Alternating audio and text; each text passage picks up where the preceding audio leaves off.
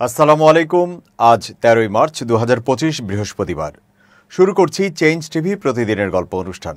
দর্শক, আপনাদের সঙ্গে রয়েছি আমি জাহিরুল ইসলাম টুটুল। শুরুতেই সংবাদ শিরোনাম। লাকির বিষয়ে যে চূড়ান্ত সিদ্ধান্ত দিল ইনকিলাব মঞ্চ। আওয়ামী গোষ্ঠীর প্রতিষ্ঠান রক্ষা করছে একটি ইসলামী দল ও নতুন দলের নেতারা, অভিযোগ বিএনপির। ডাক্তার শফিকের সঙ্গে নাহিদের চুম্বন দৃশ্যটি নিয়ে যা জানা গেল। এবার বিস্তারিত। গণজাগরণ মঞ্চের অন্যতম সংগঠক লাকি আক্তারের গ্রেপ্তার ও বিচারের দাবিতে বিক্ষোভ মিছিল ও মানববন্ধন করেছে জগন্নাথ বিশ্ববিদ্যালয় জবি শাখা ইনকিলাব মঞ্চ। এ সময় মঞ্চের প্রতিনিধিরা লাকি আক্তারকে ক্যাম্পাসে আজীবন অবাঞ্ছিত ঘোষণা ও গ্রেপ্তার দাবি ঘোষণা করেন এবং বিশ্ববিদ্যালয় থেকে স্থায়ীভাবে অবাঞ্ছিত ঘোষণা করার দাবি জানান। বুধবার ১২ মার্চ দুপুরে বিক্ষোভ মিছিলটি পুরো ক্যাম্পাস প্রদক্ষিণ করে শান্ত চত্বরে এসে শেষ হয়। এই সময় সংগঠনটির সদস্য সচিব শান্তা আক্তার বলেন, তারা বরাবরই দেশে অরাজকতা সৃষ্টি করেছে এবং বিভিন্ন সময় পুলিশের ওপর হামলা চালিয়েছে। আমরা এই ষড়যন্ত্রের বিরুদ্ধে তীব্র নিন্দা ও প্রতিবাদ জানাই। দ্রুত লাকির শাস্তি নিশ্চিত করতে হবে। শাখা ইনকিলাব মঞ্চের আহ্বায়ক নূর মোহাম্মদ বলেন, ২০১৩ সালে একদল দেশদ্রোহী বিচার ব্যবস্থাকে কলুষিত করে ভিন্ন মতের মানুষদের হত্যা করার বৈধতা দিয়েছিল। সেই উগ্রপন্থী রাষ্ট্রবিরোধীরা আবারও রাজপথে নেমে জুলাই আন্দোলনের শহীদের রক্তের সঙ্গে বিশ্বাসঘাতকতা করতে চাচ্ছে। তবে তারা মনে রাখুক, এটি ২০১৩ নয়, এটি ২০২৫, নতুন বাংলাদেশের সময়। এখানে তাদের কিংবা তাদের পৃষ্ঠপোষকদের কোনো ঠাঁই নেই। জবি ইনকিলাব মঞ্চের মিডিয়া সম্পাদক মাসুদ রানা বলেন, ২০১৩ সালে তারা যেভাবে দেশে অরাজকতা সৃষ্টি করেছিল, ২০২৪ সালের বিপ্লবোত্তর সময়েও সেই ষড়যন্ত্র চালিয়ে যাচ্ছে। ফ্যাসিবাদের মদতদাতা এই গোষ্ঠীকে প্রতিহত করতে আমরা অঙ্গীকারবদ্ধ। জুলাই বিপ্লবের যোদ্ধারা মরে যায়নি। দ্বিতীয়বার শাহবাগ উত্থান আমরা যে কোনো মূল্যে ঠেকাব। এছাড়া পুলিশের উপর হামলা ও লাকি আক্তারের গ্রেপ্তার দাবিতে মঙ্গলবার মধ্যরাতে বিক্ষোভ করে বিশ্ববিদ্যালয়ের অন্যান্য শিক্ষার্থীরা। প্রসঙ্গত, গণজাগরণ মঞ্চের লাকি আক্তার জগন্নাথ বিশ্ববিদ্যালয়ের ইংরেজি বিভাগের সাবেক শিক্ষার্থী। ছাত্র ইউনিয়নের ২০১৫ থেকে ২০১৭ এই সময়ের কেন্দ্রীয় সভাপতিও ছিলেন লাকি। আওয়ামী ফ্যাসিবাদী গোষ্ঠীর ব্যবসায়িক প্রতিষ্ঠানগুলোকে একটি ইসলামী দল ও একটি নতুন দলের নেতারা শেল্টার দিচ্ছেন, এমন তথ্য তুলে ধরে বৈঠকে বিএনপি নেতারা বলেন, এর পেছনে ওই দল দুটোকে আর্থিক সুবিধা দেওয়ার প্রমাণ তারা খোঁজ করে পেয়েছেন। এর ফলে ঘুষ ও দুর্নীতি কমেনি, আইনশৃঙ্খলা পরিস্থিতির অবনতি ঘটছে বলেও নেতারা মনে করেন। রাজধানীর গুলশানে বিএনপি চেয়ারপারসনের রাজনৈতিক কার্যালয়ে অনুষ্ঠিত স্থায়ী কমিটির বৈঠকে ভার্চুয়ালি সভাপতিত্ব করেন দলটির ভারপ্রাপ্ত চেয়ারম্যান তারেক রহমান। সূত্র মতে বৈঠকে নেতারা বলেন, জাতীয় নির্বাচন নিয়ে সরকারের মধ্যে গড়িমসির বিষয়টি স্পষ্ট বোঝা যাচ্ছে। গণপরিষদ নির্বাচন, সেকেন্ড রিপাবলিক ও স্থানীয় সরকারের দাবি করে নির্বাচনকে প্রলম্বিত করার চেষ্টা করা হচ্ছে, যার পেছনে সরকারের একাধিক উপদেষ্টার মদত রয়েছে। অন্তর্বর্তী সরকার বিএনপিকে নয়, তরুণদের নতুন দল জাতীয় নাগরিক পার্টি এনসিপি ও বৈষম্য বিরোধী ছাত্রদের শক্তি ভাবে। তারা সহজে ক্ষমতা ছাড়বে বা নির্বাচন দেবে বলে মনে হচ্ছে না। বৈঠকে নেতারা আরও বলেন, সরকার এনজিওর উপর নির্ভরশীল হয়ে পড়েছে। নির্বাচনের জন্য অন্তর্বর্তী সরকারের উপর চাপ সৃষ্টি করতে একটা ধাক্কা দিতে চায় তারা। সম্প্রতি বিভিন্ন জেলা মহানগরে সমাবেশ করার মধ্য দিয়ে বিএনপির পক্ষ থেকে অবস্থান জানান দেওয়া হয়েছে। এই ধারা অব্যাহত রাখতে হবে। বাংলাদেশ নিয়ে নতুন ষড়যন্ত্র দেখছেন বিএনপির নীতি নির্ধারকরা। স্থায়ী কমিটি বৈঠকে একাধিক নেতা বলেন, বিদেশি কূটনীতিকদের সঙ্গে কথা বলে তারা বুঝতে পেরেছেন দেশের জন্য ভালো কোনো সংবাদ নেই। এ ব্যাপারে দলের শীর্ষ নেতাকে আরও সতর্ক থাকতে আহ্বান জানানো হয়। নেতারা বলেন, আওয়ামী ফ্যাসিবাদী গোষ্ঠীর ব্যবসায়িক প্রতিষ্ঠানগুলো ইসলামী একটি দল ও একটি নতুন দল শেল্টার দিচ্ছে। এরা এখন একযোগে বিএনপির বিরুদ্ধে কাজ করছে। ফলে বিশৃঙ্খলা কমেনি, আইনশৃঙ্খলা পরিস্থিতির অবনতি ঘটছে। অবস্থা যেদিকে যাচ্ছে, খুব শিগগির মানুষ বলতে শুরু করবে যে হাসিনার আমলেই ভালো ছিলাম, যা হতে দেওয়া যাবে না। সরকারকে এ বিষয়ে সতর্ক থাকার জন্য দলের পক্ষ থেকে আহ্বান জানানো হবে। পাশাপাশি দলীয় নেতাকর্মীদেরও সজাগ থাকতে নির্দেশনা দেওয়া হবে। যদিও বিএনপির স্থায়ী কমিটির সদস্য ইকবাল হাসান মাহমুদ টুকু যুগান্তরকে বলেন, কর্মসূচির বিষয়ে স্থায়ী কমিটিতে কোনো আলোচনা হয়নি। সূত্রে জানায়, বৈঠকে একাধিক নেতা বলেছেন যে কোনোভাবেই হোক একটি গোষ্ঠী বাংলাদেশের বর্তমান অন্তর্বর্তীকালীন সরকারকে ব্যর্থ প্রমাণ করতে নানা ষড়যন্ত্র অব্যাহত রেখেছে। তারা যে কোনো মূল্যে দেশে অরাজকতা সৃষ্টি করে এই সরকারকে ব্যর্থ প্রমাণ করতে চায়।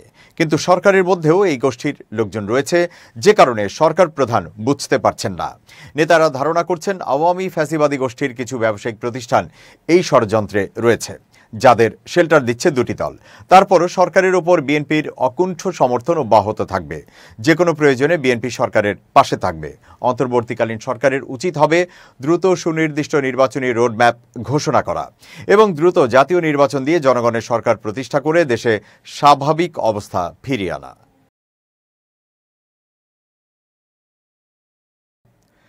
জামায়াতে ইসলামীর আমির ডাক্তার শফিকুর রহমান ও জাতীয় নাগরিক পার্টি এনসিপির আহ্বায়ক নাহিদ ইসলামের চুম্বনের একটি ছবি ও ভিডিও সামাজিক যোগাযোগ মাধ্যমে ভাইরাল হয়েছে। ভিডিওতে দেখা যাচ্ছে ডাক্তার শফিকুর রহমান নাহিদ ইসলামকে চুম্বন করছেন। তবে ভিডিও ও ছবিটি আসল নয় বলে জানিয়েছে তথ্য যাচাইকারী প্রতিষ্ঠান ফ্যাক্ট ওয়াচ। ফ্যাক্ট ওয়াচ জানায়, ভাইরাল ভিডিও ও ছবিটি কৃত্রিম বুদ্ধিমত্তা বা এআই দিয়ে তৈরি। 11 মার্চ জাতীয় নাগরিক পার্টির আয়োজিত ইফতার মাহফিলের একটি ভিডিও সম্পাদনা করে এটি তৈরি করা হয়েছে। প্রতিষ্ঠানটি আরও জানায়, প্রাথমিকভাবে ভিডিওটির উৎস খুঁজে বের করা হয়। চুম্বনের দাবিতে ভাইরাল ছবি ও ভিডিওর ব্যাকগ্রাউন্ডে কালো রঙের জামা পরা একজন ওয়েটারকে দেখা যায়। অনুসন্ধানে প্রাপ্ত বিভিন্ন সংবাদ মাধ্যম ও ফেসবুকে সেদিনের এনসিপির আয়োজিত ইফতার মাহফিলের একটি ভিডিওতেই একই ওয়েটারের উপস্থিতি দেখা যায়। এছাড়া অনুসন্ধানে প্রাপ্ত বিভিন্ন সংবাদ মাধ্যম ও ফেসবুকে সেদিনের এনসিপির আয়োজিত ইফতার মাহফিলের একটি ভিডিওতেও একই ওয়েটারের উপস্থিতি দেখা যায়। এছাড়া নাহিদ ইসলামের পোশাক সহ দুটি ভিডিওর অন্যান্য উপাদান দেখে নিশ্চিত হওয়া যায় ভিডিওটি ওই দিনেরই। তবে মূল ভিডিওতে শফিকুর রহমান ও নাহিদ ইসলামকে চুম্বনরত অবস্থায় দেখা যায়নি। পরে ভাইরাল ভিডিওটির সঙ্গে মূল ভিডিওর তুলনা করে ফ্যাক্ট ওয়াচ। এতে কিছু অসঙ্গতি পাওয়া যায়। যেমন মূল ভিডিওতে নাহিদ ইসলামের হাতে ব্রেসলেট বা ঘড়ি জাতীয় কিছু দেখা যায়নি। ভাইরাল ভিডিওতে নাহিদ ইসলামের হাতে এমন কিছু দেখা যায়। এছাড়া চুম্বনের মুহূর্তে নাহিদ ইসলামের হাতের আঙুল, চেহারার ভাবভঙ্গি, পাঞ্জাবির হাতার ডিজাইনও হঠাৎ পরিবর্তন হয়ে যেতে দেখা যায়।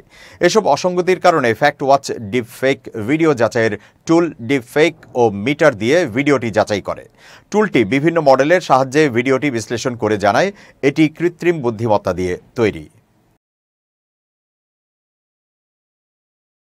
ঢাকা বিশ্ববিদ্যালয় শাখা ছাত্র শিবিরের সভাপতি এস এম ফরহাদ বলেছেন, আমরা আধিপত্যবাদ বিরোধী শহীদ নেতৃবৃন্দকে ভুলে যাব না। স্রেফ রাজনৈতিক স্বার্থে শহীদদের ওপর অপবাদ দেওয়া মেনে নেব না। বুধবার দিবাগত রাতে নিজের ফেসবুক প্রোফাইল থেকে করা এক পোস্টে প্রয়াত বিএনপির নেতা সালাউদ্দিন কাদের চৌধুরীকে স্মরণ করেছেন। বলেছেন, শহীদরা আমাদের শ্রেষ্ঠ সম্পদ, আমাদের মাথার তাজ। শ্রদ্ধাভরে স্মরণ করছি শহীদ সালাউদ্দিন কাদের চৌধুরীকে। 13 মার্চ তার জন্মদিন। পোস্টে এস এম ফরহাদ আরও বলেছেন, আজকে যদি রাজনৈতিক কারণে আমাদের কোনো সাবেক সাথীও আধিপত্যবাদের শিকার শহীদ নেতৃবৃন্দকে যুদ্ধাপরাধের সহযোগী বলে, কালকে নতুন কেউ জুলাইয়ের শহীদদেরও রাজনৈতিক কারণে জুলাই ষড়যন্ত্রকারী সম্বোধন করবার যথেষ্ট আশঙ্কা থেকে যায়। তিনি যোগ করেন, শাহবাগী মবে কেউ কেউ ভুল বুঝে গিয়েছেন, না বুঝে গিয়েছেন। শাহবাগী প্রোপাগান্ডায় না বুঝেই শহীদদের ভিলেন ভেবেছেন। বোধোদয় হওয়া এসব মানুষ আমাদের দীর্ঘদিন জুড়ে ফ্যাসিবাদ বিরোধী লড়াইয়ের সাথী। তাদেরকে আমরা ভালোভাবেই চিনি। তাদের প্রতি আমাদের কোনো অনুযোগ নেই। কিন্তু তাই বলে শাহবাগের বিচারের দাবি বন্ধ হবে না। শহীদদের রক্ত হালাল হয়ে যাবে না। ৭১-এর যুদ্ধাপরাধের বিচার হতে হবে, সব ধরনের গণহত্যার বিচার হতে হবে। কিন্তু বিচারের নামে নিরপরাধ মানুষকে হত্যা আমরা মেনে নেই নাই, নিচ্ছি না, নেব না, বলেছেন ঢাবি শিবির সভাপতি। পুলিশের মহাপরিদর্শক বাহারুল আলম বলেছেন, আমাদের কাজ করতে দেন, অনুগ্রহ করে আমাদের উপর আক্রমণ করবেন না। আমরা তো সমাজ এবং দেশেরই লোক। কিভাবে সমাজে স্থিরতা আসবে, কিভাবে আমরা নিরপেক্ষ অবাধ নির্বাচনের দিকে যাব, আমরা যদি আস্থা না আনতে পারি, আমাকে কেন কাজ করতে দিচ্ছেন না? এটা তো টোটালি যুক্তিহীন একটা কাজ। এতদিন পর এখন তো আর আবেগতাড়িত হওয়ার কিছু নেই। পুলিশ তো মানুষের শত্রু নয়। এই জায়গাটায় দেশবাসীর কাছে অনুরোধ করি, আমাদের কাজ করতে দেন। 13 মার্চ সকাল 10টায় গাজীপুরের ভোগড়া বাইপাস এলাকায় শিল্প পুলিশ 2-এর ইউনিটের বিশেষ কল্যাণ সভায় প্রধান অতিথির বক্তব্যে তিনি এসব কথা বলেন। তিনি আরো বলেন, 5 আগস্টের পর আমাদের কি অবস্থা ছিল আপনারা জানেন। আমাদের কিছু সদস্য যারা মোস্টলি সিনিয়র অফিসার, তাদের অতি উৎসাহ ও রাজনৈতিক আনুগত্যের জন্য পুরো পুলিশ কলঙ্কিত হয়েছে। সারা বিশ্ব এখন বলে যে বাংলাদেশ পুলিশ তারা এত নির্মম কিভাবে হলো। বাহারুল আলম বলেন, যখন কোনো পুলিশ সদস্য কিছু করে তখন অবশ্যই এর দায়ভার আমার ওপর এসে পড়ে। আমার আত্মীয় স্বজনরা বলেন, তোমরা এগুলো কি করছো? আসলে আমাদের যা করার কথা ছিল আমরা কিছুই করিনি, বরং আমরা মানুষের বিরুদ্ধে গিয়েছি। এটা কিছু সংখ্যক পুলিশ সদস্যের উচ্চাভিলাষ এবং অন্যায় রাজনৈতিক আনুগত্যের জন্য হয়েছে। এর জন্য আমাদেরকে জীবন দিতে হয়েছে। এই দায়ভার যিনি জীবন দিয়েছেন তার নয়, এই দায়ভার যিনি অর্ডার করেছেন তার। তাকে অবশ্যই পানিশমেন্ট পেতে হবে।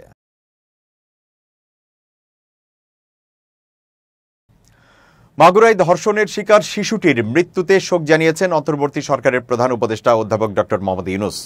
বৃহস্পতিবার প্রধান উপদেষ্টার প্রেস উইং থেকে এই তথ্য জানানো হয়েছে। এর আগে শিশুটির মৃত্যুর খবর নিশ্চিত করে বাংলাদেশ সেনাবাহিনী। বৃহস্পতিবার বাংলাদেশ আর্মির ভেরিফাইড ফেসবুক পেজে একটি পোস্টে জানানো হয়, ঢাকা সম্মিলিত সামরিক হাসপাতাল সিএমএইচ এ দুপুর 1টায় চিকিৎসাধীন অবস্থায় শেষ নিঃশ্বাস ত্যাগ করে শিশুটি। পোস্টে জানানো হয়, অত্যন্ত দুঃখ ভারাক্রান্ত হৃদয়ে জানানো যাচ্ছে যে মাগুরায় নির্যাতিত শিশুটি সম্মিলিত সামরিক হাসপাতালে শেষ নিঃশ্বাস ত্যাগ করেছে। ইন্না লিল্লাহি ওয়া ইন্না ইলাইহি রাজিউন। বৃহস্পতিবার সকালে শিশুটির 3বার কার্ডিয়াক অ্যারেস্ট হয়েছে। 2বার স্থিতিশীল করা গেলেও তৃতীয়বার আর হৃদস্পন্দন ফিরে আসেনি। এর আগে প্রেস উইং থেকে জানানো হয়েছিল, কার্ডিয়াক অ্যারেস্টের দ্বিতীয়বার প্রায় 30 মিনিট সিপিআর দেওয়ার পর রিভার্স করেছে। ব্রেন ফাংশন করছে না, জিসিএস লেভেল 3, রক্তচাপ ও অক্সিজেন লেভেল অনেক কম। 6 মার্চ বোনের শ্বশুর বাড়ি মাগুরা শহরের নান্দোয়ালি এলাকায় বেড়াতে গিয়ে বোনের শ্বশুর হিটু শেখের লালসার শিকার হয় শিশুটি। এবার খুব জরুরি 1 মিনিট জানাচ্ছেন ইউনেস্কো ক্লাব পুরস্কার বিজয়ী সাংবাদিক আমিরুল মোমিনিন মানিক।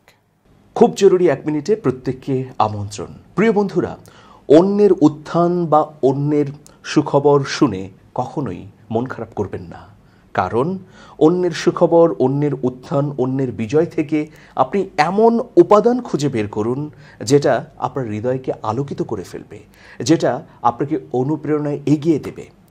একজন লোক ভালো করেছে, একজন লোকের জয় হয়েছে, আপনি প্রশংসা করুন, মন খুলে তার জন্যে দোয়া করুন। কিন্তু আপনি যদি হিংসে করেন, আপনি যদি নিন্দা করেন বা তাকে ছোট করতে চান, তাহলে কিন্তু আপনি পিছিয়ে যাবেন। সেই জন্যে অন্যের সফলতায় নিজে কষ্ট পাবেন না, হৃদয়কে বড় করুন।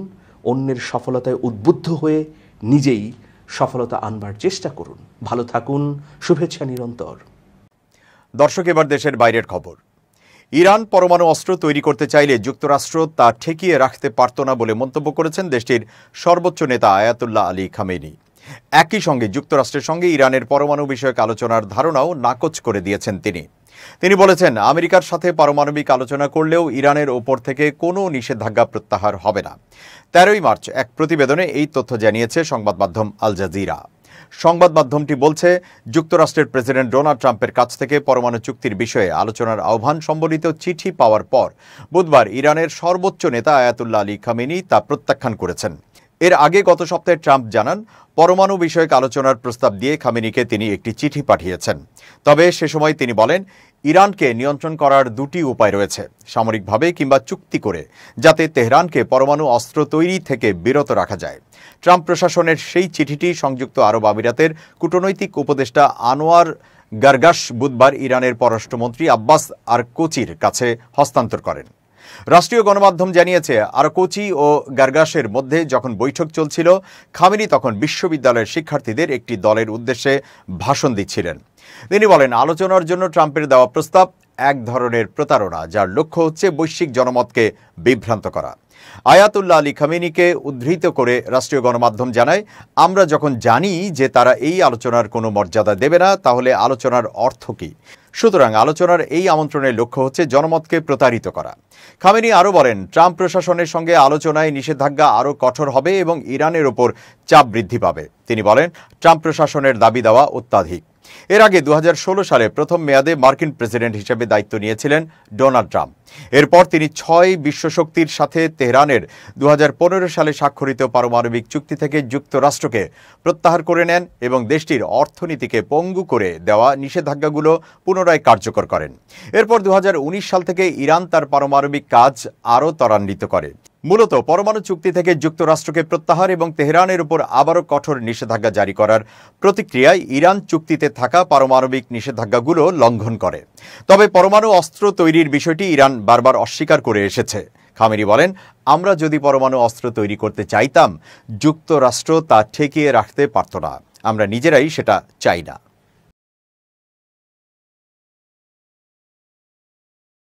দর্শক, শেষ করছি প্রতিদিনের গল্পের আজকের গল্প। changeTV.press বাংলাদেশের ইউটিউব জার্নালিজমের অগ্রদূত। ভিজিট করুন এর ওয়েবসাইট www.changetv.press, ইউটিউব youtube.com/changetvpress এবং সাবস্ক্রাইব করুন চ্যানেলটি। নিয়মিত লাইক, কমেন্ট ও শেয়ার করে আপডেট রাখুন নিজেকে। ভালো থাকুন, নিরাপদে থাকুন, শুভেচ্ছা নিরন্তর। changetv.press, এক ফোঁটা হলুদও নেই।